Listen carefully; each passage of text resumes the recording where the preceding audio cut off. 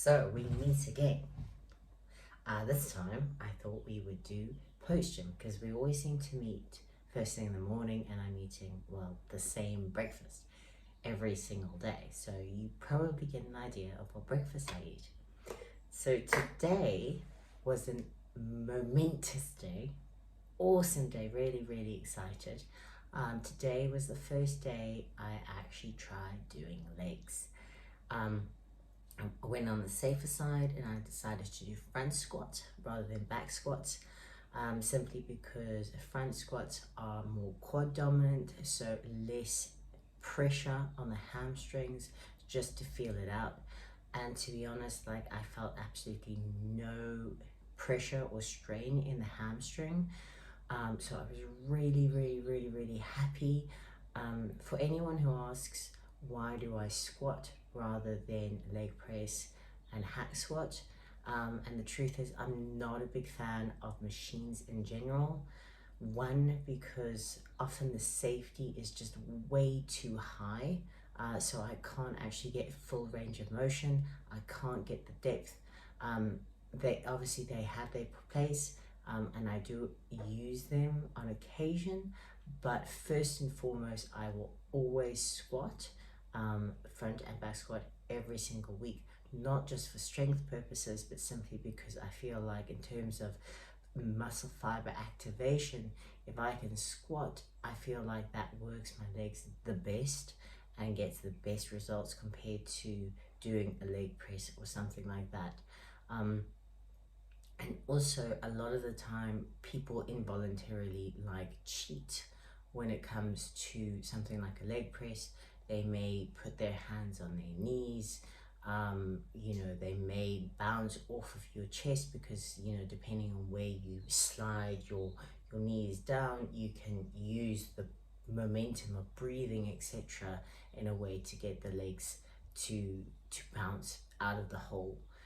Whereas with the squat, if you're at the bottom, the only way you're getting back up is leg drive. And squats, like, they literally scare me.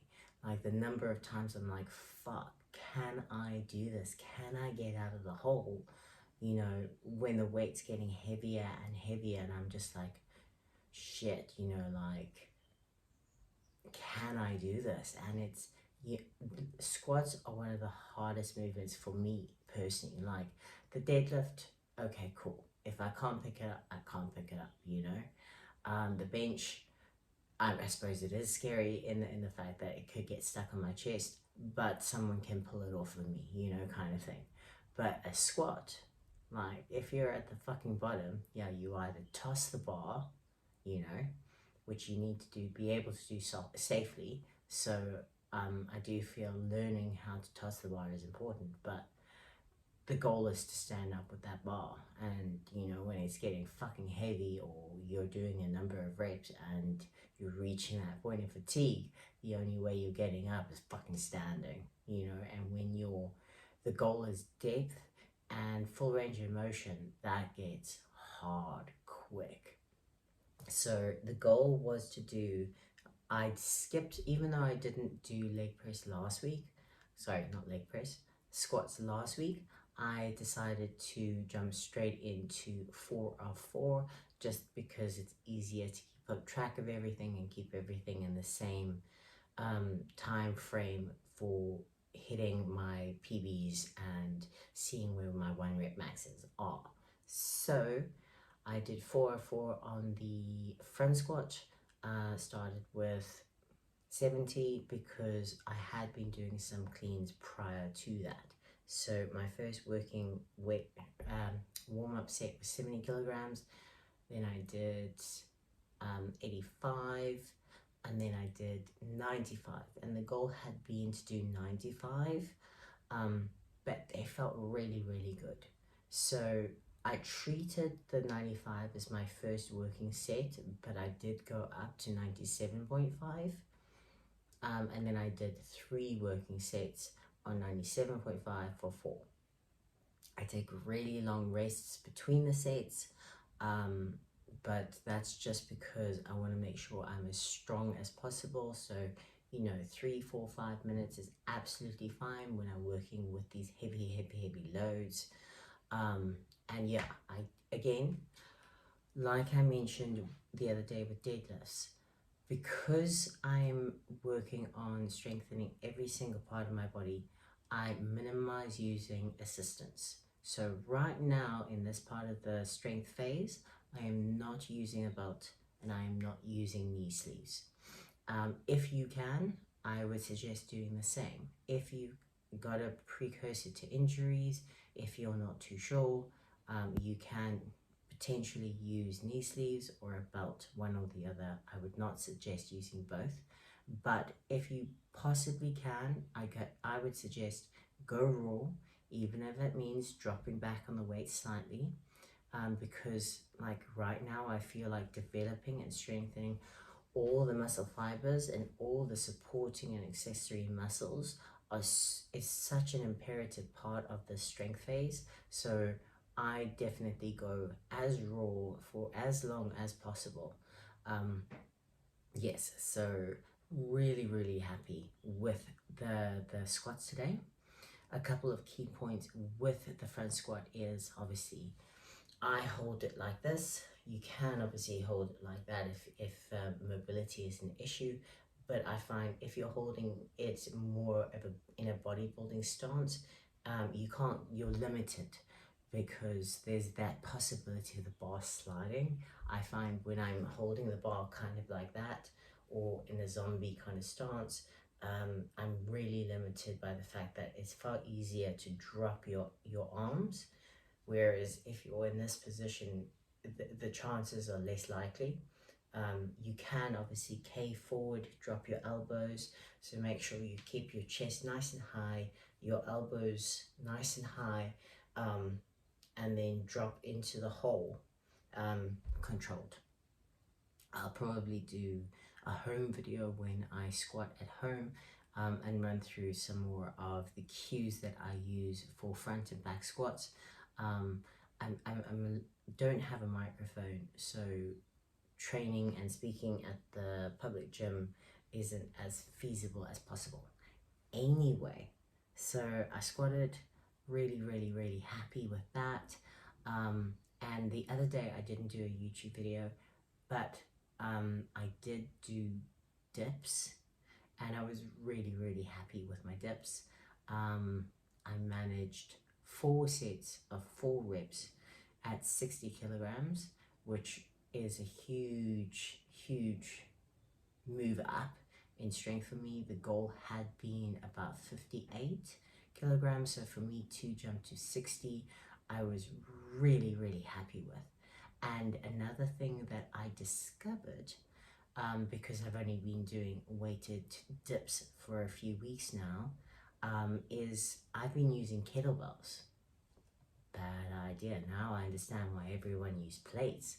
So with a kettlebell, you can't really control the swing of the kettlebell easily on your belt.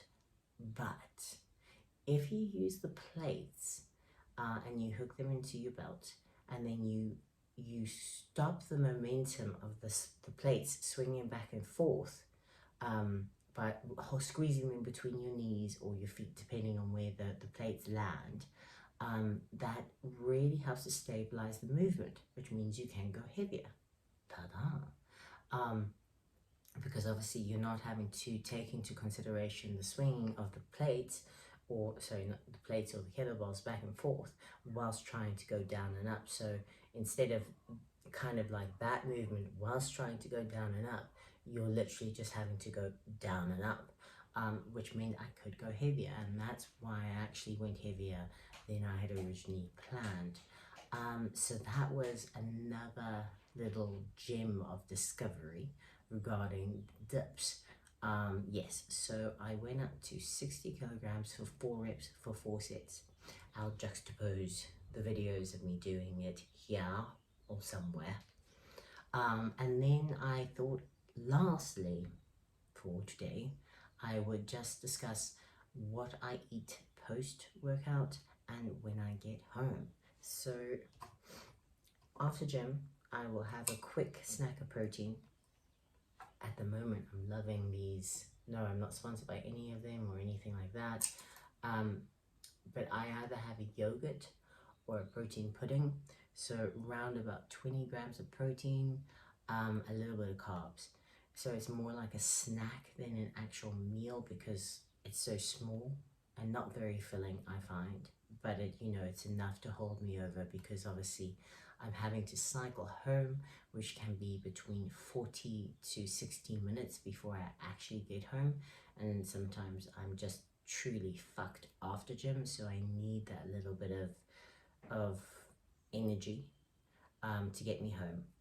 Now, another thing that people always mention is kind of like, oh, you need to eat within a certain period, anabolic window, in order to maximize your gains and yada yada yada. And a really good person to watch is Jeff Nippard, and he explained that that's actually a complete fallacy. And you don't have this like anabolic window of like 30 minutes or 20 minutes after gym that you have to have to eat within in order to maximize your gains. So that isn't true. So if it weren't for the fact that I had to cycle home, and it had been several hours since my last meal, because obviously I eat before I leave for gym, so that's obviously cycling to gym, then mobility, then training, and that's like three hours or so, sometimes 4 hours before I then have to cycle back home. In which case, if I only ate from before I left for gym to when I get back home, it can be like 5-6 hours. So that's just a bit long for me, and I might get hangry, and you won't like me when I'm hangry. Luckily I don't get as hangry as I did when I was dieting for bodybuilding. Those days were bad, like real bad. Like I got hangry. Like if I didn't eat my little small tiny chicken and vegetable meal, like I got so fucking hangry. But those days are over, and I have since learned that you don't need to just eat chicken and broccoli to diet effectively. For even for stage, I don't believe it's necessary. So I don't get hangry very often, and I haven't been cutting for very long, so thankfully I don't get the hangries. So anyway, so I have my little snacky snack, whether it's yogurt or protein pudding or whatever. If you're like on a quick rush and you just want to shake, go for a shake. I do like eating my food rather than drinking it, so I have a little protein pudding or a yogurt.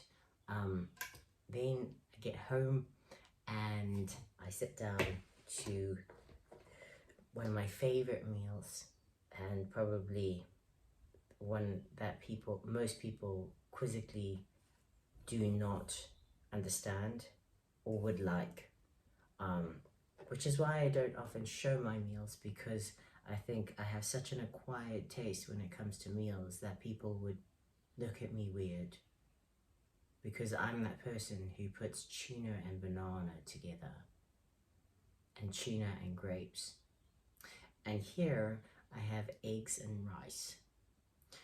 So this is 2 whole eggs, and a few egg whites, equaling about 25 grams of protein. And then I either have my Ike again, and it's either a decaf coffee, or I make myself like a honey ginger lemon tea. So I use lemon juice, like a tablespoon of honey, a tablespoon of lemon, but like half a teaspoon of ginger powder, and some orange juice, and I boil them all together and I drink that. Like in terms of antibiotics and natural antioxidants and just immune boosting, it's great. And if you're coming down with something where you feel like you're feeling a bit run down, I would definitely suggest making yourself one of those. A quick way of doing it is just like pour the orange juice into a mug, Put in the half a teaspoon of ginger, the 1 tablespoon of honey, the 1 tablespoon of lemon juice. Can be less lemon juice, like half a tablespoon if you don't like it too potent. Whack it all in the microwave for a few minutes until it's nice and hot, and drink that. So that is another option to drink post gym, along with my rice meal, my weird rice meal, which I like. And then I will sit down and I will start working. So that is kind of like my post-gym meal amalgamation. One day I will actually go through all of my meals, but for now that is what I eat post-gym. And how training went today, and I was really happy with my squats. So that is a huge win in my books. So if you are following along, let me know, one, how you front squat, if you need advice on how to front squat, and if you are able to do it completely raw, or if you need to use a belt or knee sleeves. And then one other thing is, you will notice the clanky shoes that I'm wearing. I do squat in lifters, and that is because I just feel, in terms of mobility and range of motion, I get better depth, I get into a better positioning, and it's more effective for me to squat in lifters than it is to squat flat-footed. I have zero, and when I say zero, I mean literally not an inch of ankle mobility. So it is more effective for me to use the lifters than it is for me to try to squat and potentially injure myself because of limited range of motion within my ankle. So I would suggest, if you don't have lifters and you do have either tight hips, tight ankles, or a tight thoracic, put a small plate underneath your heels so that you get into a better position and your thoracic is more upright, and you can squat in a straight line rather than tilting your back forward and potentially losing the bar forward because of a lack of mobility in one of those areas. And I will also address my mobility in terms of trying to open up your thoracic, your ankles. Even though it doesn't really work for me, I still have very limited range in my ankle mobility and hips. But if you can at least open 2 out of those 3 areas, it will definitely help with your range of motion and your mobility overall. So any questions or concerns, comment below. I hope you're enjoying these videos, and I'm gonna eat. I hope you have a lovely day further.